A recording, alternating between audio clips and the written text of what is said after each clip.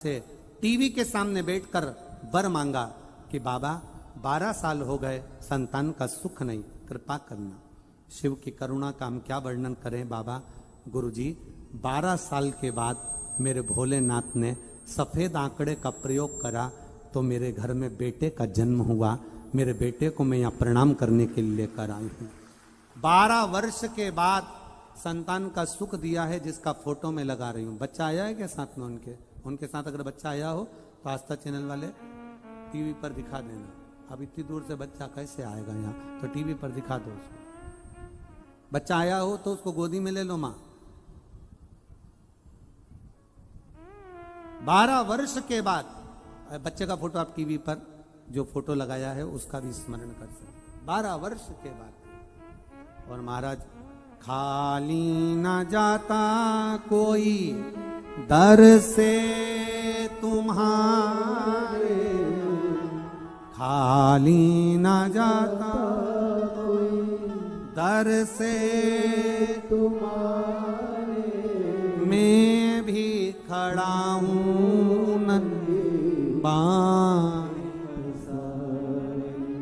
अपने हृदय लगा लो गिरा जा रहा उठा लो।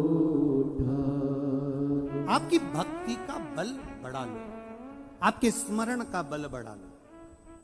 जो मंदिर के अंदर जाए, जो एक लोटा जल चढ़ाने के लिए जाए, जो शिवालय में प्रवेश कर जाए, एक लोटा जल जो महादेव को समर्पित करने के लिए जाए, शिव कथा कहती है कीर्ति मुख, तो उस चौखट पर भैरव के रूप में विराजमान होना और उसके दुख को तू खा जाना, उसकी तकलीफ को तू निकाल लेना, उसके बीमारी को तू समाप्त कर देना।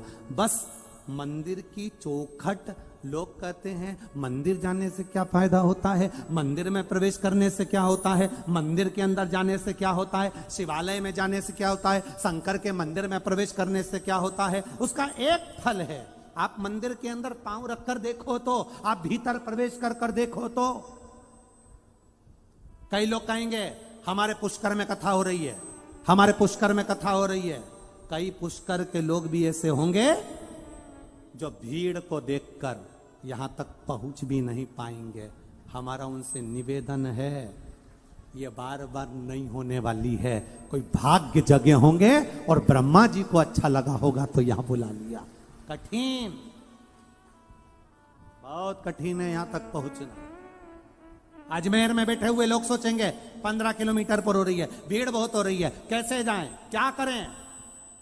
कुछ तो होगा शिव पुराण में जो ये जयपुर से, बीकानेर से, फलोदी से, राजस्थान में ना जाने कहां कहां से, पंजाब, हरियाणा, ऐसी ना जाने कहां कहां से यहाँ है।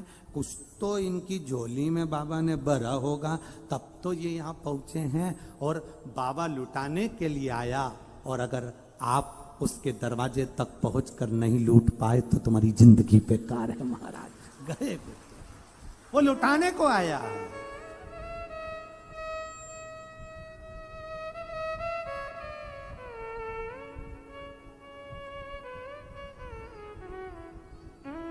वो लुटा रहा।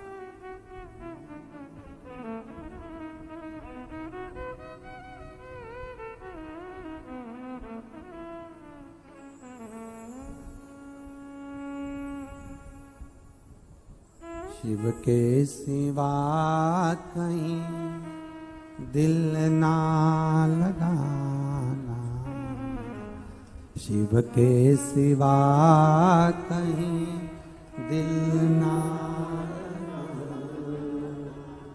वरना पड़ेगा तुझे आंसू बहाना, वरना पड़ेगा तुझे आंसू बहाना।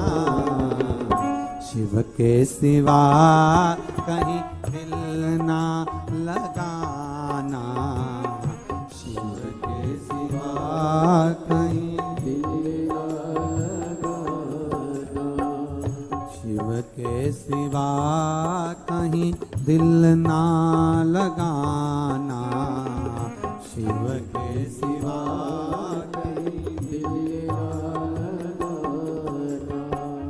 वरना पड़ेगा तुझे आंसू बहाना, वरना पड़ेगा तुझे आंसू बहाना। ओ वरना पड़ेगा तुझे आंसू बहाना, वरना पड़ेगा तुझे आंसू बहाना।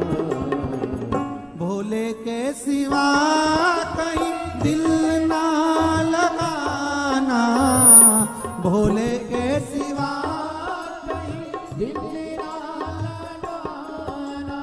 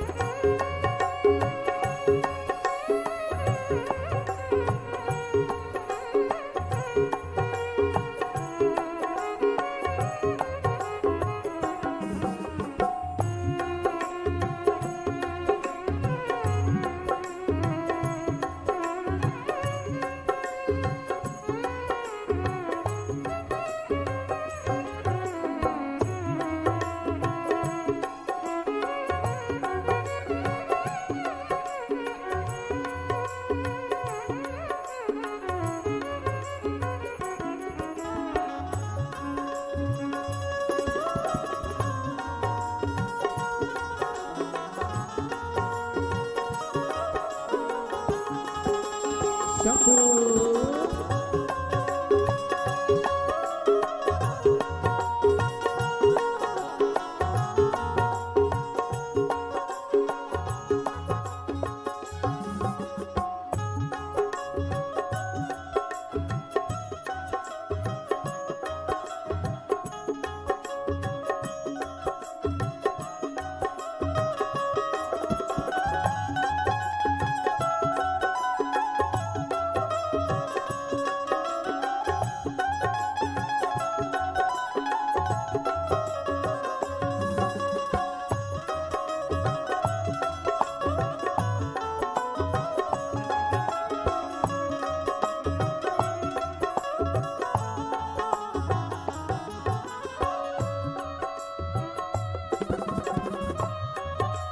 हरि बोल।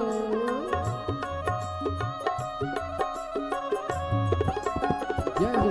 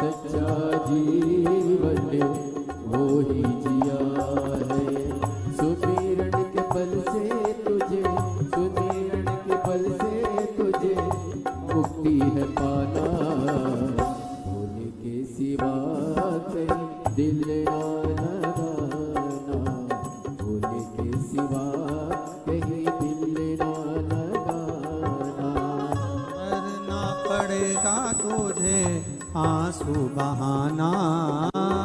करना पड़ेगा तुझे आंसू बहाना।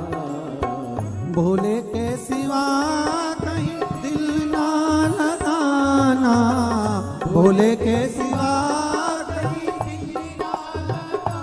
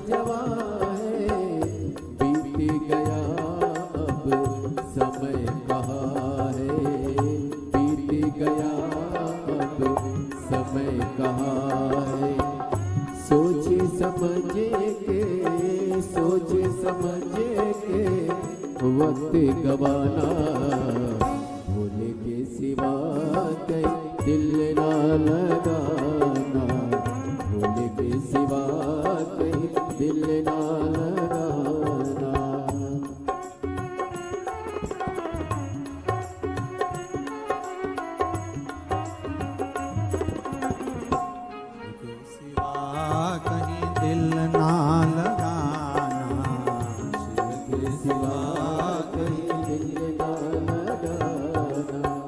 वरना पड़ेगा तुझे आंसू बहाना, वरना पड़ेगा तुझे आंसू बहाना।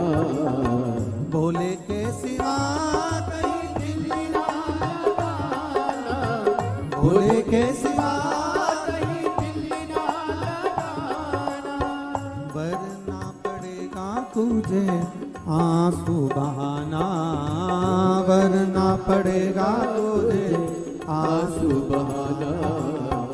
भोले के सिवा कहीं दिल ना लगाना, भोले के सिवा कहीं दिल ना लगाना, भोले के सिवा कहीं दिल ना लगाना, भोले के सिवा कहीं दिल ना लगाना। हार हार। अपने स्थान पर बैठकर भगवान देव अधिदेव महादेव से प्रार्थना करें, दिल से मन से बाबा से भाव से कहिए, दिल से प्रार्थना करें, भाव से। जहां जगह मिले वहीं बैठ जाओ। कार्यकर्ता भी जो लोग खड़े हैं उनसे भी निवेदन है वो भी बैठकर प्रार्थना करो। ये मौका फिर नहीं मिलेगा। शिव महापुराण की कथा के अंतर्गत जो अपन प्रार्थना कर चल रहा है, इनको कान लगा के सुनो। शिव महापुराण की कथा के अंतर्गत जो अपन भगवान शिव से प्रार्थना करते हैं ये चल नहीं रहा है। भगवान शिव से निवेदन करते हैं, प्रार्थना करते हैं, बाबा उसको स्वीकार करता है। दिल से देवाधिदेव महादेव से भाव के साथ में कहिए, दिल से बाबा से प्रार्थना करिए। श्री शिवाय नमस्तु, श्री शिवाय नमस्तु, श्री शिवाय नमस्तु, श्री शिवाय नमस्तु, श्री शिवाय नमस्तु। भोला सब दुख काटो, हो भोला सब दुख काटो, शिव शंकर जपो तेरी माला, भोले बाबा जपो तेरी माला, भोला सब दुख काटो, ओ भोला सब दुख काटो। वेश मंगल मंगलकारी, वेश मंगल मंगलकारी, शमशान वासी हमारा, शमशान वासी हमारा, भोला सब दुख काटो, हमारा ओ भोला सब दुख काटो। भगवान शिव से करी गई प्रार्थना खाली नहीं जाती। जिन माता ने के यहाँ पर 12 साल बाद बच्चा हुआ, जो कथा सुन रही थी, 2 साल का बेटा जिनका लेकर वो यहाँ आई हैं, लाओ लाओ ले आओ, जोरदार ताली बजाओ एक बार बाबा की कृपा।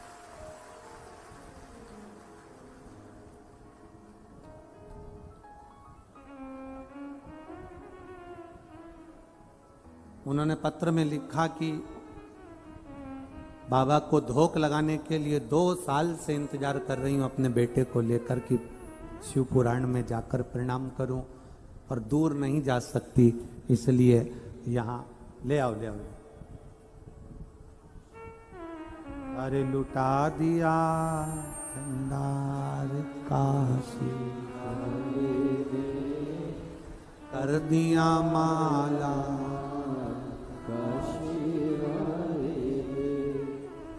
लुटा दिया, हाँ लुटा दिया, लुटा दिया, हाँ अरे लुटा दिया भंडार काशी वाले। जोरदार ताली बजाएं। 12 वर्ष के बाद बाबा ने जो दिया, अब रोइए मत, अब तो खुश होइए, शिव की कृपा हुई है।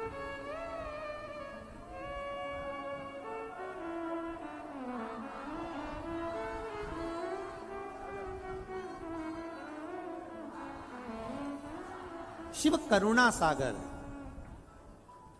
शिव एक पत्र आया है, बड़ा बड़ा विचित्र पत्र है, देखिए बड़ा। गीता पटवा, राजस्थान, भीलवाड़ा, मांडल, सही बोला है? हाँ ठीक है, आप लोग समझ गए ना? हाँ ठीक है।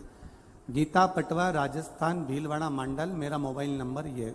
कहीं बैठी हैं गीता? गीता पटवा जी कहीं बैठी हैं? अच्छा, हाथ हिलाइए। गीता पटवा जी आई हैं? हाँ। मैं भोले बाबा का क्या बखान करूं गुरुदेव, जितना करूं उतना कम है। मेरे बाबा ने मुझे दूसरा जन्म दिया। मेरी जीभ में एक गठान हो गई थी, वो गठान धीरे धीरे बढ़ती हुई बहुत मोटी हो गई थी, जिसका डॉक्टर को चेकअप कराया तो उन्होंने ऑपरेशन का बोल दिया। गठान कैंसर की थी, डॉक्टर ने कहा इसका ऑपरेशन होगा, थेरेपी होगी और ये जरूरी है। किसी ने कहा कि आस्था चैनल पर कथा आती है और वो सीहोर वाला महाराज करता है, शिव पुराण आती है, सुना करो। आपकी कथा सुनना प्रारंभ करी। आपने कहा शंकर जी पे 1 लोटा जल चढ़ाओ, कुंदकेश्वर महादेव के नाम से उनसे विनती करो और वो जल पियो, बेलपत्री खाओ। हमने डॉक्टर को दिखाया तो डॉक्टर ने ऑपरेशन का बोल दिया। परिवार वाले बोले माँ ऑपरेशन कराओ। हमने कहा ऑपरेशन नहीं कराकर थोड़े दिन बेलपत्र खाकर देखते हैं, जल पीकर देखते हैं।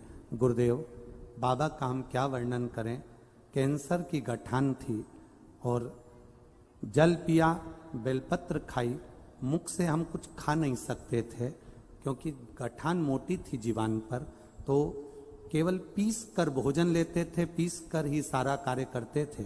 बाबा की कृपा, जब बेलपत्री खाई, पानी पिया, बाबा पर चढ़ा हुआ, आज बाबा की कृपा से मेरा पूरा कैंसर समाप्त हो गया। मैं पूरी बोल सकती हूँ और खूब बोल सकती हूँ, मैं सब कुछ खा सकती हूँ और बाबा आपके सामने बैठी हूं। ठीक हो? दोनों हाथ हिला दो एक बार, हर हर महादेव। डॉक्टर भी आश्चर्य में है कि ये कैंसर समाप्त कैसे हो सकता है। शिव तत्व है औघड़ी। बैठिए बहन, हर हर महादेव। शिव भक्ति है।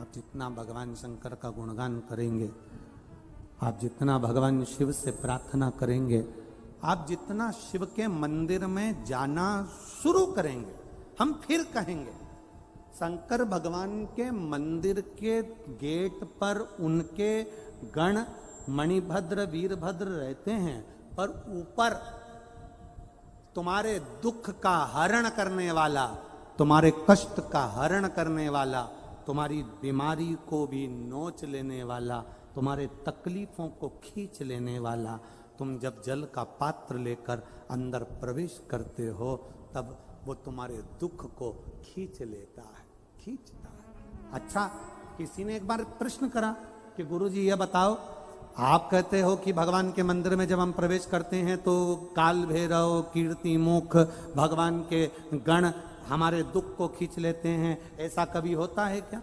हम उनसे निवेदन करना चाहेंगे, ये बारिश का जो पानी गिरता है, ऊपर पानी जाता कैसे है? बोलो जम के।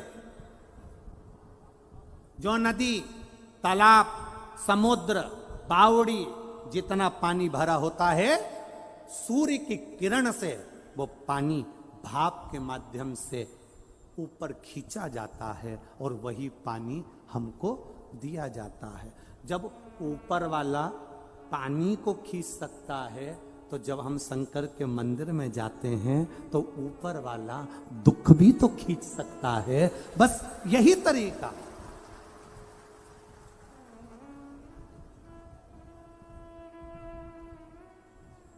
यही एक रूप है।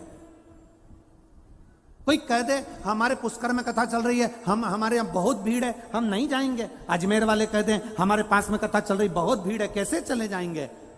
जाना, 7 दिन ना जा पाओ तो 1 मिनट के लिए जाना। कंकर शंकर की इस भूमि पर बैठकर 5 मिनट, हाँ आना तो अपनी सोने की रकम, चांदी का सामान या जेवर फेवर लेकर मत आना, उसके बनकर जाना, उसके होकर जाना।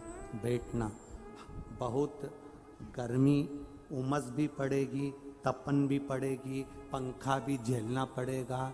कोई कथा सुनना सरल बात थोड़ी ना है। जैसे पुराने जमाने में संत तप करते थे, तपते थे, आसपास आगी लगा लेते थे, तपते थे, तब भगवान मिलता था। तुम भी 3 घंटा क्या, कथा तो 1 बजे से चालू होती है, तुम सवेरे 6 बजे से एक जगह पे बैठकर तपते हो, पानी की बोतल तक लेने के लिए बाहर नहीं जाते। क्यों? गए तो अंदर आ नहीं सकते, बाहर गया अंदर नहीं आ पाऊंगा तो जाऊं कैसे? जैसा बैठा है, जिस जगह बैठा है, जिस आसन से बैठा है, कितना, ना बाथरूम जाना, ना कहीं जाना। सवेरे 6 बजे से रात्रि को कथा हो 4 बजे तक, 5 बजे तक निकलने में समय लगता है। इतने घंटे की तुम्हारी साधना रहती है, ना बाथरूम जाना, ना कहीं खाने जाना, ना पानी पीने जाना, ना कहीं जाना। एक जैसा आसन लगा के टप्पा मारकर एक जैसे बैठे इंतजार कर रहे हो कथा का, इंतजार। और कोई तुम्हारे लिए वीआईपी व्यवस्था नहीं है कि तुम आओगे तो तुम्हारे को कोई पंखा झेलने वाला खड़ा है कि आना और तुम्हें पंखा झेलेंगे। यहां तो पंखा झेलने वाला भी नहीं, अपने ही साथ पुष्टा लाओ और झेलता जाओ। यहां तो केवल तुम्हारा तप है, साधना है। 3 घंटे बैठकर जो तुम तप साधना करते हो, 4-4 घंटे तक कथा का इंतजार करते हो। और कथा का इंतजार केवल 4 घंटे से नहीं, कई कई तो ऐसी माताएं बैठी है जो 2 साल से इंतजार कर रही है कि अपने पास में कथा हो जाए, चले जाए। इंतजार में लगे हो, कथा चित्त को धारण करने के लिए लगे हो, तो भगवान भी तो तुम्हारे मन के मनोरथ पूर्ण करेगा। भगवान भी तो झोली भरेगा, वो भी तो खाली नहीं भेज सकता, वो भी तो झोली भर कर भेजेगा। ये उसके ऊपर है।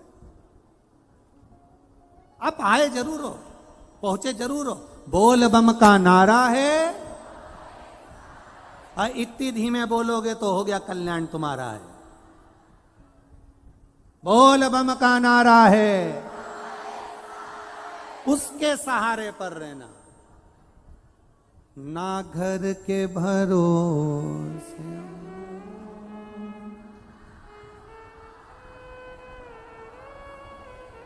बहुत जोरदार, नजर उतार दूं तुम्हारी, कितनी जोरदार गाया, इतना जोरदार। बस यही तो आवाज चाहिए। हम वही सोच रहे थे राजस्थान वालों की आवाज कहां चली गई, आज आ गई।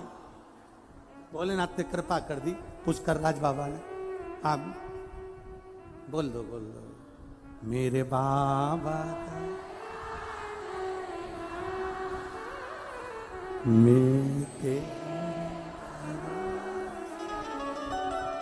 मेरे बाबा मैं तेरे, ना घर के भरोसे हूँ, ना परिवार के भरोसे, ना घर के ना परिवार के भरोसे, मेरे बाबा दया करना, मैं तेरे भरोसे, ना इनके भरोसे हूँ ना उनके भरोसे हूँ, ना इनके ना उनके भरोसे हूँ, भोले बाबा दया करना, मैं तेरे भरोसे, मेरे बाबा दया करना, मैं तेरे भरोसे। हम शिव के भरोसे पर, हम शंकर के भरोसे पर, हम उसकी दृढ़ता के भरोसे पर। आप जाओ शंकर के मन, दुनिया के लोग कहेंगे शिव जी पे चढ़ाकर जल नहीं पीना चाहिए, कोई कहेगा नारी को शिवलिंग नहीं छूना चाहिए, कोई कहेगा एक कन्या को शंकर जी का शिवलिंग का स्नान नहीं कराना चाहिए, कोई कहेगा ऐसे हो जाओगे, कोई कहेगा वैसे हो जाओगे, कोई कहेगा तुम कुत्ता बन जाओगे, तो कोई कहेगा घोड़ा बन जाओगे। तो जो तुमसे कहे कि मरने के बाद कुत्ता बन जाएंगे, तो उनसे पूछना तुम देख के आए थे क्या? किसने देखा? यहां तक शिव पुराण की कथा कह रही है, हमने तो बैकुंठ भी नहीं देखा, और राजस्थान वालों ने देखा हो तो बात दूसरी है। हमने तो पुष्कर देखा है, और पुष्कर देख लिया मतलब बैकुंठ देख लिया, बस बराबर है, एक ही बात है। हमने बैकुंठ नहीं देखा। हाँ, कोई दूसरे हो जिन्होंने बैकुंठ देखा हो और जो कह दें कि तुम ऐसा करोगे तो बैकुंठ नहीं जा पाओगे, नरक चले जाओगे, तो उनसे पूछना तुम नरक गए थे क्या, देख के आए थे क्या, माँ किस तरह की गाड़ी है, फोर व्हीलर, पूछना स्कॉर्पियो है कि टवेरा है, पूछो उनसे। हम ना बैकुंठ की बात करते हैं, ना हम नरक की बात करते हैं। आज तक इतनी शिव पुराण की कथा बाची, एक बार भी हमने इस व्यासपीठ से ये नहीं कहा कि तुम ऐसा करोगे तो नरक चले जाओगे। हमने ये भी नहीं कहा कि ऐसा करोगे तो बैकुंठ चले जाओगे। बोला कभी? कुछ नहीं बोला। इतना जरूर कहा कि मंदिर तक जाओगे तो तुम्हें बैकुंठ जाने की जरूरत नहीं पड़ेगी, बैकुंठ वाला टार्च लेके तुम्हें ढूंढता हुआ यहां जरूर आएगा। तुम काहे को जाओ? वो गाना याद कर लो, मैं ससुराल नहीं जाऊंगी, डोली रख दो कहारो, पहला संदेशा यमराज का आया, ये काले जेठ जी के साथ नहीं जाऊंगा। अगला संदेशा चित्रगुप्त का आया, ये डोकरा के साथ नहीं जाऊंगा। आखिरी संदेशा महाराज पिया जी का आया, मेरे भोलेनाथ का आया, तो नंदी पे बैठ के चले जाऊं, बस अब चाहिए क्या? नहीं जाऊं इसके साथ, नहीं जाना, जा।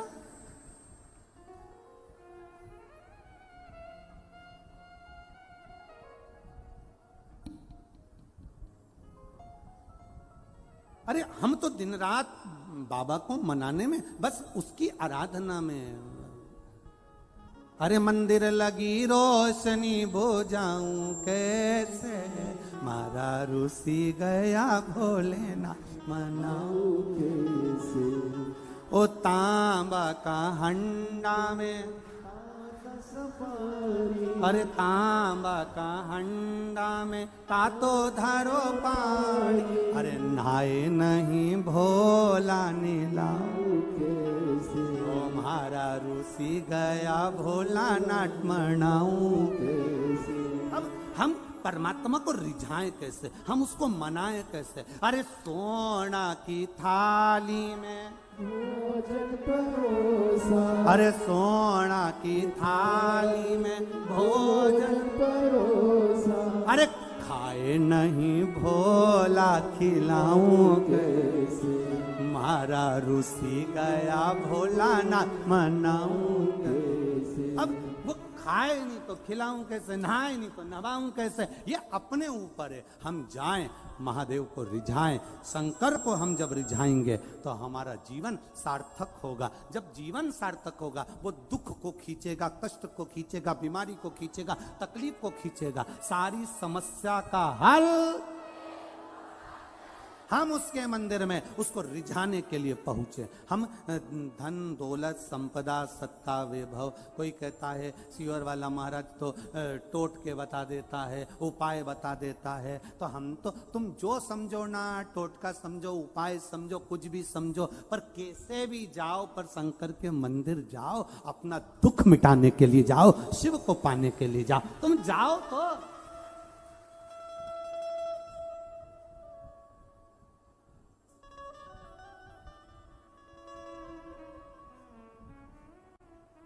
किसी के सामने जाने से, किसी से कहने से तुम्हारा दुख नहीं मिटने वाला। तुम भगवान के सामने कहोगे तो दुख मिट जाएगा, दुख मिटेगा।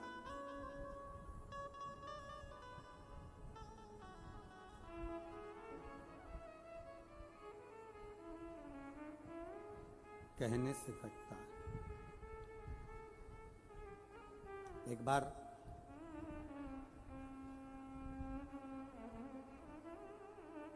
देवऋषि नारद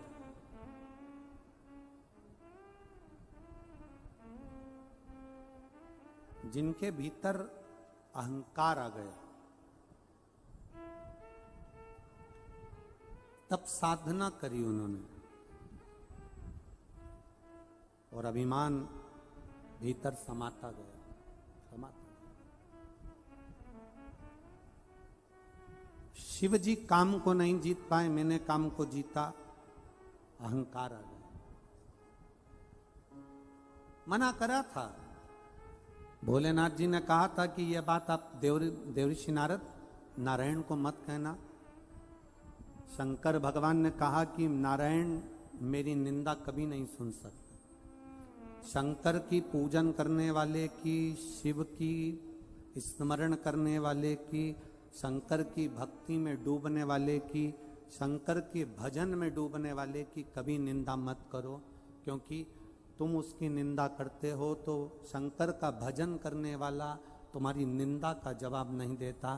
शंकर भगवान का भजन करने वाले का जवाब स्वयं शंकर ही देता है, स्वयं शंकर। और ये देवऋषि नारद के भीतर अहंकार जाग गया और कहां पहुंचे? सीधे पहुंच गए भगवान नारायण के पास में। नारायण के पास में पहुंचे तो उन्होंने देखा कि देवऋषि नारद के भीतर अहंकार आया और उन्होंने उनका बंदर का मुख बनाया। देवऋषि नारद का अभिमत्ता अभी भी समाप्त नहीं हुआ और सीधे आ गए पुष्कर राज की धरा पर। गर्ग संहिता वर्णन कर रही है, सीधे कुर्म पुराण वर्णन कर रही है, नारद पुराण वर्णन कर रही है। देवऋषि नारद आ गए पुष्कर राज की भूमि पर, जहां पर भगवान ब्रह्मा जी बैठे हुए थे और नारद जी ने उनका गुणगान गाना चालू करा। साथ में उनके माता गायत्री बैठी थी उनके नजदीक में। अब उनके नजदीक में माता गायत्री बैठी हैं, मां सावित्री उनके पास से चली गई हैं। माता गायत्री उनके नजदीक में बैठी थी। अब देवऋषि नारद को भगवान नारायण ने समझाया था कि देखो, अहमता में मत पड़ना, अहंकार में मत पड़ना, अभिमत्ता से दूर रहना। पर नारद जी ने सोचा शंकर भगवान ने मुझे ज्ञान दिया, भगवान विष्णु ने मुझे ज्ञान दिया, सब मुझे कह रहे हैं कि तुम्हें अहंकार हो गया, तुम्हें अहंकार हो गया, परंतु ये मुझे जानते नहीं है मेरी गायन विद्या कितनी प्रबल है, मेरी विद्या का मुझे कितना आनंद है। मैं अगर भजन कर दूं, मैं गाना गा दूं, मैं संगीत की विद्या का आनंद कर दूं तो सब मेरे पीछे हैं। अब पुष्कर राज की भूमि पर आकर देवऋषि नारद ने गायन विद्या करना प्रारंभ करी। जो गायन विद्या देवऋषि नारद ने चालू करा, गाना प्रारंभ करा, जो गाना प्रारंभ करा, नारद जी क्या गा रहे थे? ब्रह्मा जी का यश गुण।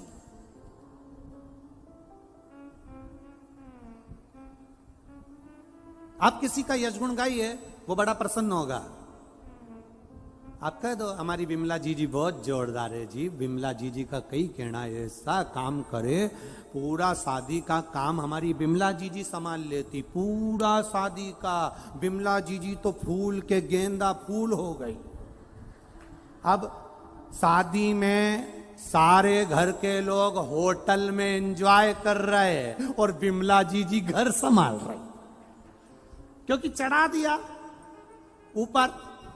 सारे घर के लोग होटल में एक से बढ़कर एक आइटम खा रहे, दही बड़ा ने, चाउमीन ने, चमक लड्डू ने, आइसक्रीम सब खा रहे, और बिमला जी फोन लगा रही, मैं सुबह से भूखी हूं, खाना भेजो। जी तुम्हारे पास खाना नहीं पहुंचा। इतने में उन्होंने अपने नौकर को भेजा, जीजी को टिफिन दे किया, ठंडा और फूल, गेंदा फूल और फूल। हमारी बिमला जी बहुत अच्छी, पूरा घर संभाल लेती है। घर में जब कार्यक्रम होता है तो हमारी बिमला जी पहले आ जाती है। हमारी बिमला जी पूरा घर देखती है, कपड़े संभालती, जेवर संभालती, और बहुएं क्या करती, डेंटिंग पेंटिंग करके एंजॉय करती। बिमला जी फूल और गेंदा का फूल, वो फूल गई बिमला जी। अब सारा कपड़ा का घड़ी बना रही बिमला जी, सामान रख रही बिमला जी, जेवर संभाल रही बिमला जी। दरवाजे पर एक भी बंदूक वाला गार्ड छोड़ने की जरूरत नहीं पड़ी। गार्ड छोड़ते तो 800 रुपए रोज देना पड़ता। अंदर बैठी, अरे बोलो तो, बिमला जी फूल। कौन सा? गेंदा का फूल संभाले। और बाद में शादी पूरी होने के बाद सबकी विदाई हुई, सबको साड़ी दी, सबको डब्बा दिया, सबको गिफ्ट आइटम दिया। बिमला जी को कौन सा ज्यादा दे दिया? फूल, गेंदा का फूल। और कर करके मर गई बेचारी बिमला जी। और आखिरी में मिला क्या? जी तुम घर में थी तब फैलारा पड़ा था, उठा लेती। जी मैं यहां अंगूठी रख के गई थी, वो कहां गई? आखिरी में मिला क्या? अपयश। इसलिए कोई तुम्हें चने के झाड़ पे चढ़ाए, खूब प्रेम से के बिमला जी, बिमला जी, बिमला जी। बिमला जी कह देना, काय की जी, मैं तो चंडी देवी ना चढ़ी है। अब ब्रह्मा जी का गुणगान देव ऋषि नारद गा रहे थे। पुष्कर राज की धरा, माँ गायत्री बाजू में बैठी। अब माता गायत्री पास में बैठी और पुष्कर राज में ब्रह्मा जी का गुणगान देव ऋषि नारद गाए। जो ब्रह्मा जी का गुणगान गाया तो स्वयं कुबेर जी महाराज, स्वयं कुबेर चढ़कर सुंदर आनंद से पहुंच गए पुष्कर राज की धरा पर। अब जो पुष्कर राज की धरा पर कुबेर पहुंचे, नारद जी तो गुणगान गाने में लगे थे, ब्रह्मा जी का खूब जोर शोर से। इतने में नारद जी ने जो कुबेर को देखा और देखते से ही कहा कि